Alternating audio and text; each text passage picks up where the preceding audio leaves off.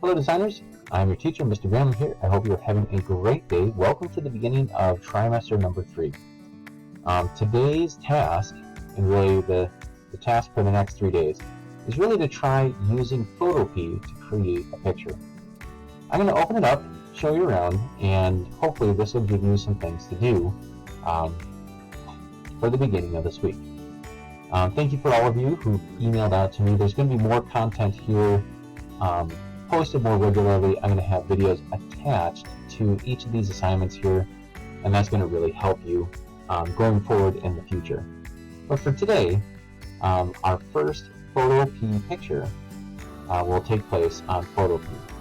Now you can find these resources if you go to the front here and go to Course Information. And there's two programs that you can use. You can use Pixlr or Photopea.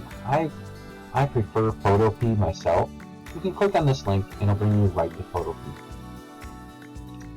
And regardless of whichever program you use, the idea is the same. Try out all the different tools, see what they do, and turn in whatever you make. Try to spend around a half an hour to an hour on this project.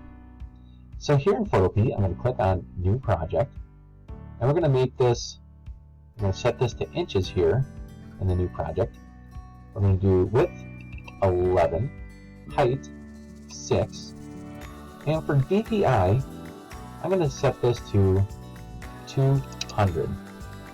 And instead of calling this new project,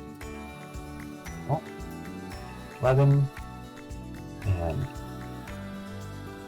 inches by 6 inches. Instead of calling this new project, we're going to call this first picture. And click Create.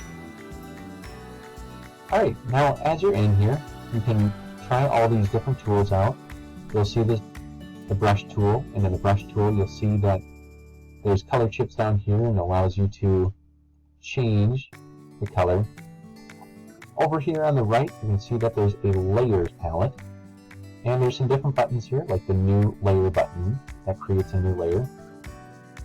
And if you paint on that layer,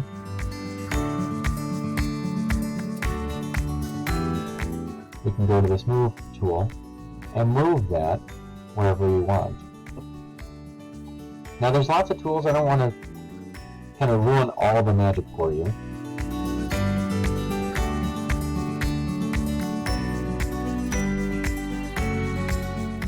But I want you to try all of these different tools out, especially the filters. So you can go to things like Liquify,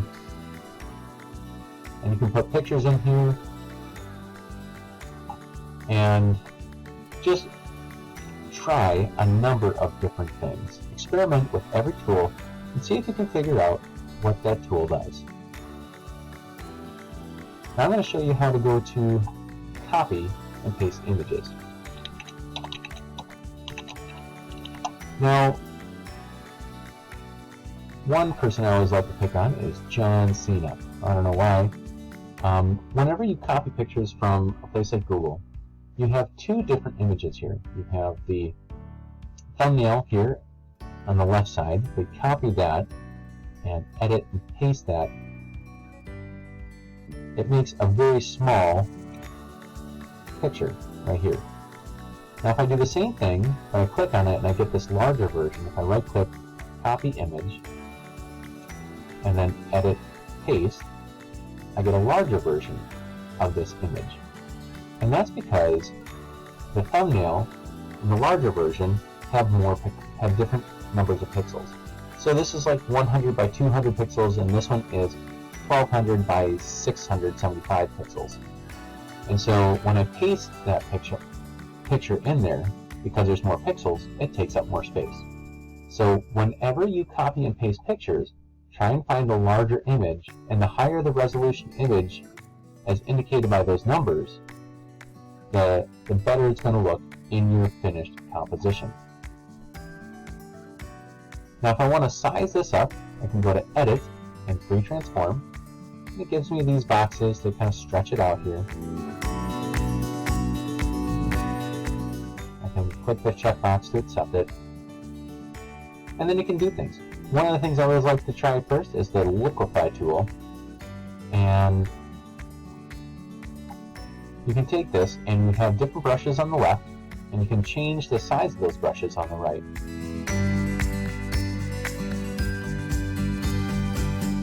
So if I wanted to have really big ears, and a really big neck, and a big forehead, you can click on this one and give them itty bitty arms, like little baby arms. Little baby arms.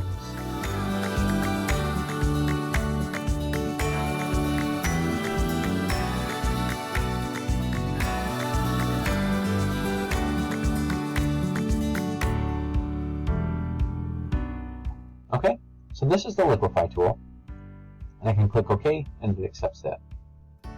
Now let's say I was mistaken and I took my picture way too far and I wanted to undo it. I can go to Edit and Undo. But here's what I want you to do. I want you to try a bunch of things. Try filters, try filter galleries, try the paintbrush, try everything. And once you're done, go ahead and submit the picture to Schoology. Go to File and Export as a JPEG. Now you only want to export it as a JPEG when you're all done. If you're working on this and you're going to save it from day to day and have all of these editable layers here, I would recommend either saving it as a PSD. I would save it as a PSD, and this allows you to save it on your computer, and then you can open. So if I close this, I can open from my computer. Here it is, and when I open it up, it's going to have all of these layers on it. Okay. So if you're saving it to turn it in, go to Export As and do JPEG. If you're turning it in, if you're saving it to work on it day after day, save it as a Photoshop file, and that will allow you to continue to edit it no matter where you pick up in the process. Alright designers, I'm excited to see your pictures. Include lots of things that you find interesting in your pictures. Draw on there, make them really cool, and I'll see you next time. Have a great Titan day.